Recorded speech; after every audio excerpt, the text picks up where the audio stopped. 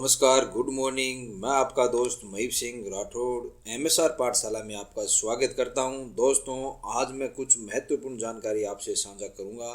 तो दोस्तों, आज का अपना विषय है कंपोजिट स्कूल ग्रांट, जो कि 22-23 में राजस्थान शिक्षा परिषद द्वारा जारी की गई है। उसके बारे में अपन चर्चा करेंगे। दोस्तों, अगर आप चैनल पे नए हो तो सब्सक्राइब ज़रूर करें ताकि महत्वपूर्ण जानकारी आप तक तुरंत पहुंच सके। दोस्तों, वीडियो पूरा देखना, मेरे साथ बने रहना, ताकि कंपोजिट स्कूल ग्रांट के बारे में मैं आपको संपूर्ण अच्छी तरह से समझाऊंगा, ताकि आपके क्लियर हो जाए अच्छी तरह से कि इसमें क्या क्या किया जाता है, कैसे इसकी कमेटी बनाई जाती है, कैसे कैसे इसमें प्रस्ताव लिए जाते हैं, किस किस मद में इसको खर्च किया जाता है और किस मद में इसको खर्च किन किन वस्तुओं को इसमें नहीं कभी भी क्रय करना चाहिए, और क्रय समिति का गठन कैसे करते हैं। तो इस प्रकार अपन 3 बातों पर विशेष ध्यान देंगे दोस्तों इसमें, कि कौन कौन सी वस्तुएं कंपोजिट स्कूल ग्रांट से खरीदी जा सकती है। दूसरा, कौन कौन सी वस्तुएं कंपोजिट ग्रांट से नहीं खरीदी जा सकती और नहीं खरीदना चाहिए कभी। और तीसरा, क्रय समिति गठन करना। और चौथा, कि प्रस्ताव कब और कैसे लेना चाहिए इनके। तो चलते हैं दोस्तों, जैसे आपको कंप्यूटर स्क्रीन पर दिख रहा है, राजस्थान स्कूल परिषद की तरफ से स्कूल ग्रांट 22-23 का जो दिशा निर्देश है वो। तो इसमें दोस्तों यहाँ पहले ही समझा रखा है कि राजस्थान सामान्य शैक्षिक भौतिक आवश्यकताओं की पूर्ति एवं पुराने उपकरणों के प्रतिस्थापन तथा विद्यालय स्वच्छता एक्शन प्लान हेतु कंपोजिट स्कूल ग्रांट दिए जाने का प्रावधान है। छात्र हित में विद्यालय की मूलभूत आवश्यकताओं की पूर्ति हेतु इसका उपयोग किया जा सकेगा। इसका उद्देश्य विद्यार्थियों की गुणवत्तापूर्ण शैक्षणिक कार्य को बढ़ावा देने के लिए पाठ्य सहगामी क्रियाओं का विकास करना तथा विकास की दैनिक भौतिक आवश्यकताओं की पूर्ति करना। तो कहने का अर्थ है दोस्तों कि अपन इसमें शैक्षिक गतिविधियां या भौतिक आवश्यकताओं जो भी विद्यालय की है या कोई पुराने उपकरण है उनको प्रतिस्थापित करने के लिए इसका ग्रांट का अपन उपयोग कर सकते हैं। तो इसमें दोस्तों एक नीचे टेबल दे रखी है, उसमें पिछली बार और इस बार में ये दोस्तों अंतर है कि ये आपको ज़रूर देखना है यहाँ पर, कि पहले जो ग्रांट आती थी उसमें यहाँ 1 से 16 तक अगर बच्चों की संख्या है तो 12,500 रुपये थे, लेकिन चेंज कर दी गई है अब इसमें। और ये भी ध्यान रखना है दोस्तों कि जो एनरोलमेंट है वो एनरोलमेंट इस बार जो माना गया है वो यूडाइस 22-23 के आधार पर माना गया है दोस्तों। तो 22-23 यूडाइस के आधार पर ये ग्रांट जारी की गई है। तो कुछ दोस्तों की मुझे पहले पूछ रहे थे कुछ दिन पहले कि ये मेरे ग्रांट ऐसे कैसे आई। कुछ स्कूल हैं वो यूपीएस बन चुकी है, कुछ स्कूल हैं वो 8th से डायरेक्ट सीनियर बन चुकी है, लेकिन जो ग्रांट उनमें आएगी वो इस यूडाइस की संख्या 20-21 के आधार पर आएगी। अगर वो 20-21 के में अगर दोस्तों उसके पास संख्या 1 से 30 तक है अगर उस स्कूल में, तो उसमें ग्रांट है वो 10,000 ही आएगी। और अगर इसी प्रकार यूडाइस 20-21 के अनुसार अगर किसी स्कूल में संख्या 31 से 100 तक है दोस्तों, तो उसकी ग्रांट 25,000 के लगभग आएगी दोस्तों। और इनमें भी दोस्तों फिक्स कर रखा है कि इसका 10% यानी जो 10,000 ग्रांट आएगी इसका 10% यानी 1,000 रुपये उनको इसमें खर्च करने ही पड़ेंगे स्वच्छता में। तो 1,000 रुपये स्वच्छता एक्शन प्लान में दोस्तों खर्चे करने पड़ेंगे। इसी प्रकार सभी ग्रांटों के 10% हैं दोस्तों। जैसे अगर 25,000 आती है तो 2,500, 50,000 आती है तो 5,000, 75,000 आती है तो 7,500, और अगर 1,00,000 ग्रांट आती है तो 10,000 रुपये दोस्तों स्वच्छता प्लान में खर्च करने होंगे। तो इस प्रकार 101 से 250 तक अगर संख्या थी किसी विद्यालय में यूडाइस 2020-21 के अनुसार, तो दोस्तों उसमें ये 50,000 ग्रांट आएगी। उसी प्रकार अगर यूडाइस 20-21 के आधार पर अगर 250 से 1,000 संख्या है बच्चों की, तो उनमें 7,500 ग्रांट आएगी, 75,000 आएगी दोस्तों। और उसी प्रकार अगर 1,000 से अबो है दोस्तों, तो उसमें 1,00,000 तक की ग्रांट विद्यालय को एसडीएमसी या एसएमसी खाते में दोस्तों प्राप्त होगी। तो इस प्रकार ये ग्रांट का विवरण दोस्तों यहाँ पर दे रखा है कि कितनी बच्चों की संख्या पर निर्भर है, से 1 से 30 तक है वो 10,000 है, 30 से 1000 तक है तो 25,000 है, 101 से 250 तक है तो 50,000 है, और 251 से लेके 1000 तक है तो 75,000 है, और अबो 1000 है दोस्तों तो यहाँ पर 1 लाख है। और इनका ये एक्शन प्लान भी जो ये दे रखा है कि स्वस्थ एक्शन प्लान है, उसमें इन जो ये टोटल ग्रांट जो अपन को प्राप्त होती है यहाँ पर दोस्तों, ये इस ग्रांट की 10%, इस ग्रांट की 10% अपन को इसमें खर्च करना होता है एक्शन प्लान में। तो इसकी 10% खर्चा है वो इस एक्शन प्लान में स्वच्छता प्लान के लिए बिल जिसमें आपके शौचालय हैं, साफ सफाई है, इनमें करना होगा दोस्तों। उसके बाद में अगर किसी में नामांकन शून्य है तो उसमें कोई अनुदान नहीं आएगा दोस्तों। और इसके बाद में दोस्तों अपन चलते हैं ये तो हो गया इसका वित्तीय प्रावधान, जो वित्तीय प्रावधान जो गवर्नमेंट ने किया है 1 नंबर पर, वो अपन देख चुके हैं। इसका 2 नंबर देखेंगे कि कैसे CSG ग्रांट या स्कूल कंपोजिट ग्रांट है उसको कैसे खर्च किया जाए, इसकी कार्य प्रक्रिया क्या रहेगी। तो ये कार्य प्रक्रिया 2 नंबर बिंदु है दोस्तों, इस पर अपन चर्चा करते हैं। तो एक्शन प्लान में दोस्तों इसमें दे रखा है कि सर्वप्रथम 1 नंबर बिंदु में कि SMC SDMC अपने विद्यालय की वार्षिक आवश्यकताओं को चिन्हीकरण करेगी। सर्वप्रथम जो जुलाई में मीटिंग होती है उसमें जो वार्षिक आवश्यकता है उनका चिन्हीकरण करके और लिखित प्रस्ताव, लिखित मतलब जो भी अपन SDMC के रजिस्टर में जो लिखते हैं उसमें सारी आवश्यकताओं को एक साथ लिख लेना है। और उनके 2 नंबर बिंदु है दोस्तों कि उनके वित्तीय अनुमान का निर्धारण वहाँ उसमें अपन को कर लेना चाहिए कि ये आवश्यकता है और इसका वित्तीय अनुमान इतना इतना होगा। उसके बाद में 3 नंबर है और महत्वपूर्ण चीज़ है दोस्तों यहाँ पर कि SMC SDMC के 4 सदस्यों की उसके बाद उसी मीटिंग में जो आप वर्ष के आरंभ में लेते हो उसमें 4 सदस्यों की क्रय समिति बना देनी चाहिए दोस्तों, जिसमें एक तो अध्यक्ष होता है और एवं सचिव तो उसके होंगे और उसके अतिरिक्त 2 अभिभावक लेने हैं दोस्तों यहाँ पर, सचिव और ऐसे उसके अतिरिक्त 2 अभिभावक भी इसमें अपन रख सकते हैं। तो इस प्रकार 4 सदस्यों की क्रय समिति आपको वर्ष के पहली बैठक में ही जुलाई में ये गठित कर लेनी चाहिए। तो क्रय समिति का काम यही है कि वो गुणवत्ता देखे दोस्तों इसमें, और क्रय कर रोकड़ भई है या स्टॉक पंजीकरण है या बिल वाउचर है को व्यवस्थित संधारित करे, उसका कार्य होगा। और उसमें जो बिल वाउचर है उसमें क्रय समिति के जो पेज के में उसमें सिग्नेचर भी होते हैं दोस्तों इन 4 के। उसके बाद में अगर इसमें कोई भी समस्या हो और कोई भी UC आपको फिर इनकी UC बनाकर भेजनी पड़ती है, और UC आपको CBO कार्यालय के माध्यम से, और ईमेल ID भी दोस्तों इसकी दे रखी है यहाँ पर rajsamsa@asfe@rajasthan.government.in और एक नीचे भी दे रखी है। तो ये ईमेल ID पर भी अपन पत्र व्यवहार में कर सकते हैं दोस्तों। तो इस प्रकार ये इसकी कार्य प्रक्रिया होगी दोस्तों। फिर 3 नंबर बिंदु है कि विद्यालय स्तर पर क्या कार्य करना पड़ता है दोस्तों यहाँ पर। तो विद्यालय स्तर पर इसमें 2 प्रकार के से अपन इसको कंपोजिट ग्रांट है उनका उपयोग में ले सकते हैं दोस्तों, कि कंपोजिट स्कूल ग्रांट की राशि का उपयोग निम्न सामग्री क्रय करने में किया जा सकता है और आवश्यकता अनुसार किया जा सकता है दोस्तों। तो इसमें सबसे पहले दे रखी है, तो इसमें ये 16 सामग्री चिन्हित कर रखी है दोस्तों टेबल में। उसमें सबसे पहले दे रखी है दरी पट्टी या दरी। ये दरी है जो खादी विक्रय की दुकान होती है गवर्नमेंट की, वहाँ से ही लेनी चाहिए। दरी पट्टियाँ हैं वो दोस्तों, बड़ी मजबूत दरिया पट्टियाँ आती हैं। तो दूसरा परीक्षा संबंधी स्टेशनरी है, उसमें भी अपन दरी ले सकते हैं। स्टेशनरी का जो भी अपने वर्ष पर जो कार्यालय में या परीक्षा में जो काम आता है वो, और स्टेशनरी का भी इसमें अपन खरीद सकते हैं। और पेयजल व्यवस्था और विद्युत व्यय यानी जो लाइट में विद्युत में जो खर्च होता है वो, और पंखे भी इसमें लिया जा सकते हैं दोस्तों। पंखा अगर स्कूल में कोई कमरों में पंखे कम है आपके तो वो भी अपन इसमें खरीद सकते हैं। और पेयजल व्यवस्था यानी पेयजल की व्यवस्था इसमें अपन कर सकते हैं। दूसरा पेयजल यानी दोस्तों पीने के पानी में के लिए अगर कोई नल है या उनको के लिए फिटिंग के लिए कुछ चाहिए तो वो सारी व्यवस्था, या फिर पीने के पानी के लिए जो भी है टैंकर है आप डलवाते हो विद्यालय में, जो भी आपकी व्यवस्था है तो वो व्यवस्था इसके तहत हो जाती है। 4 नंबर बिंदु है दोस्तों इंटरनेट संबंधी कार्य। तो इंटरनेट संबंधी जो भी कार्य हैं, चाहे इंटरनेट रिचार्ज कराना हो और हो, तो ये आप इसमें ले सकते हो।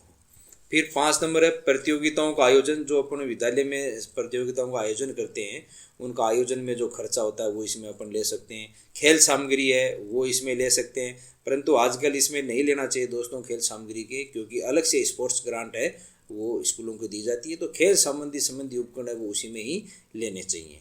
फिर उपलब्धि प्रमाण पत्र मुद्रण, यानी जो भी प्रतियोगिताओं में प्रथम सेकंड तृतीय स्थान आते हैं उनके उपलब्धि प्रमाण पत्र के वितरण के लिए भी इसे ये अपन मुद्रित इनको कर सकते हैं। फिर श्यामपट मरम्मत और रंग रोगन, यानी कोई श्यामपट है तो उसमें ब्लैक बोर्ड है उसकी रंग रोगन के लिए, लेकिन आजकल ग्रीन बोर्ड का प्रचलन है दोस्तों, तो ये सब ग्रीन बोर्ड खरीदने लग गए हैं। तो ग्रीन बोर्ड के लिए भी इससे अपन इसमें खरीद सकते हैं। और उसके बाद में है कि दर्पण, जो कि हर विद्यालय में जरूरी कर दिया गया है, तो दर्पण है लगभग इसमें। और कार्मिकों का फोटो युक्त विवरण, जो कि कार्मिक हैं फोटो युक्त विवरण है वो अपने को 2-3 सालों में दोस्तों छपाने पड़ते हैं, इसमें प्रिंट करवाने पड़ते हैं, क्योंकि कार्मिक है वो परिवर्तित हो जाते हैं। तो वो भी इसमें अपन फ्लैश बोर्ड जिसको कहते हैं वो भी अपन इसमें बना सकते हैं।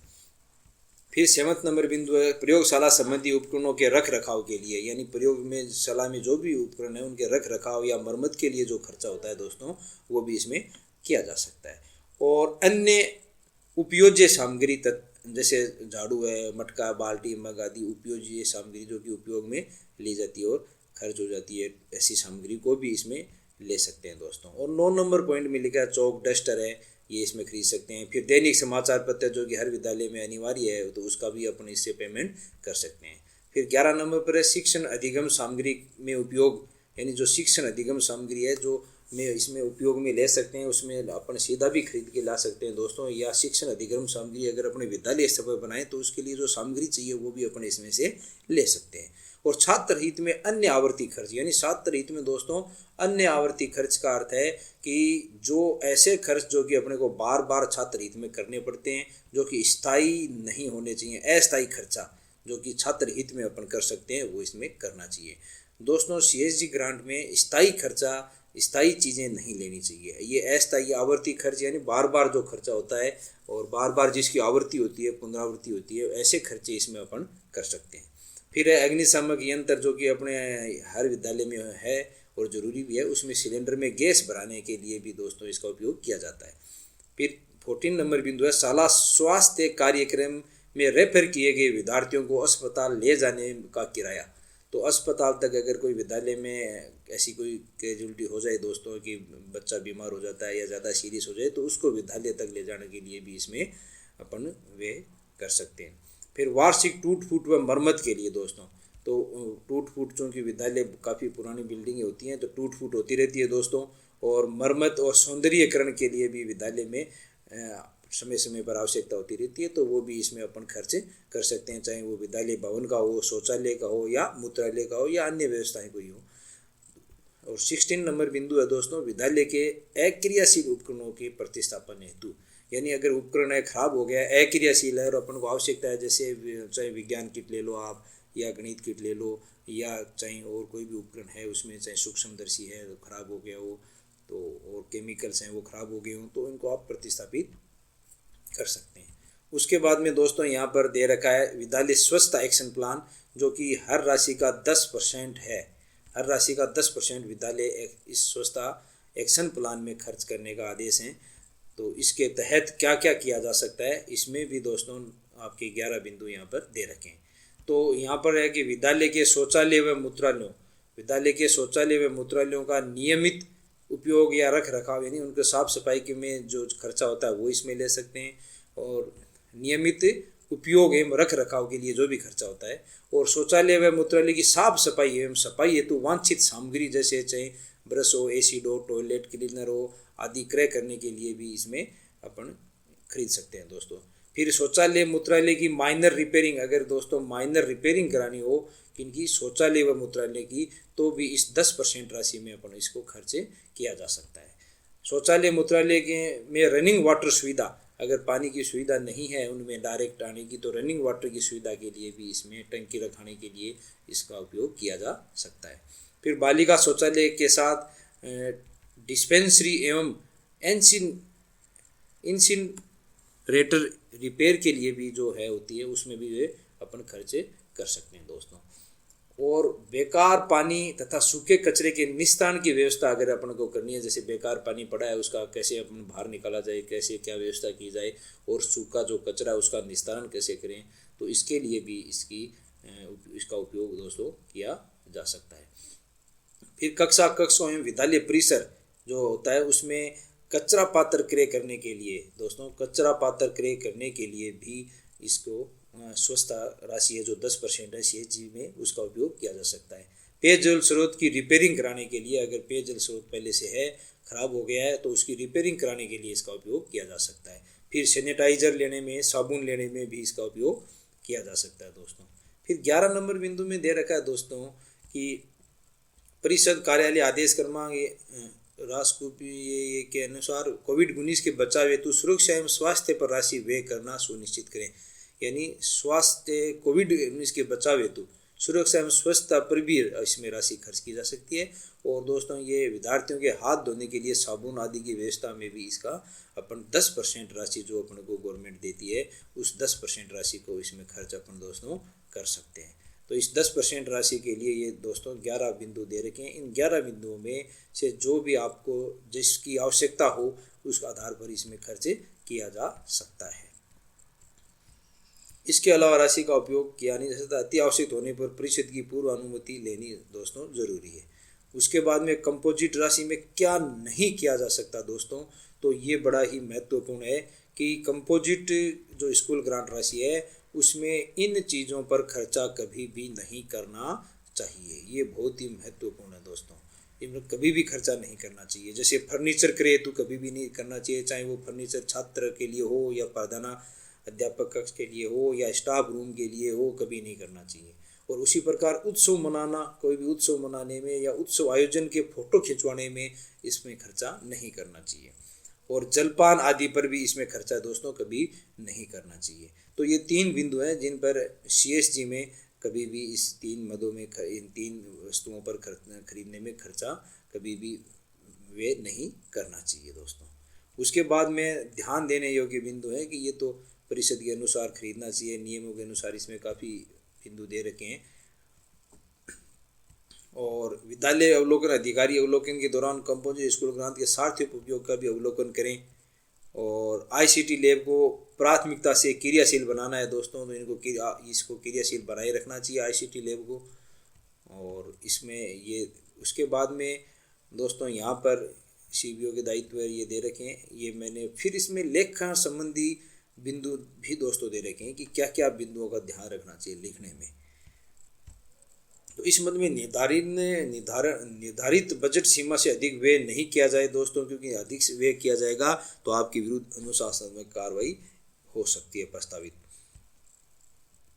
और समय अवधि में उसका उपयोगी प्रमाण पत्र बनाकर और आपको भिजवा जाना सुनिश्चित किया जाना चाहिए। राशि का उपयोग गतिविधि व शिक्षा मंत्रालय के नियम के तहत होना चाहिए दोस्तों।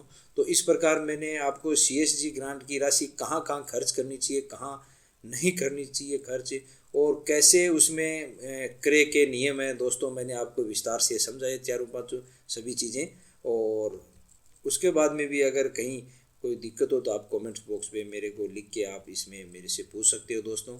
इसका ये उपयोगिता प्रमाण पत्र होता है जहाँ पे इसमें विद्यालय का नाम, यूडाई सर, ये कितनी राशि प्राप्त हुई, कितनी खर्च होगी, कितनी शेष है, किस दर से खरीदा है, आपको ये भेजना पड़ता था अपन को। लेकिन दोस्तों अब SNA सिंगल अकाउंट नोडल है, उससे द्वारा जो ये राशि उसमें आ गई है और उसके द्वारा खर्च की जा रही है। अतः मेरे हिसाब से ये UC की आवश्यकता नहीं पड़ेगी, क्योंकि वो ऑनलाइन सारा का सारा कार्य हो गया है।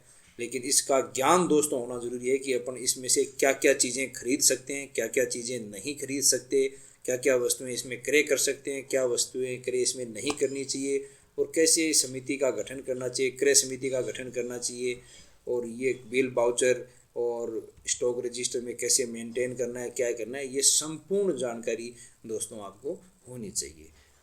दोस्तों वीडियो आपको कैसा लगा, अच्छा लगा है तो लाइक व सब्सक्राइब ज़रूर करें, और ताकि ऐसे महत्वपूर्ण अन्य मदों के लिए भी, जैसे आज मैंने CSG ग्रांट के लिए आपको ये वीडियो बनाया है। तो अन्य ग्रांट जो भी है स्कूलों में आती है उनके लिए भी मैं आपको समय समय पर ऐसी चर्चाएं लेकर आपके सामने हाजिर होता रहूँगा। दोस्तों धन्यवाद। आपका प्रिय दोस्त महीप सिंह राठौर।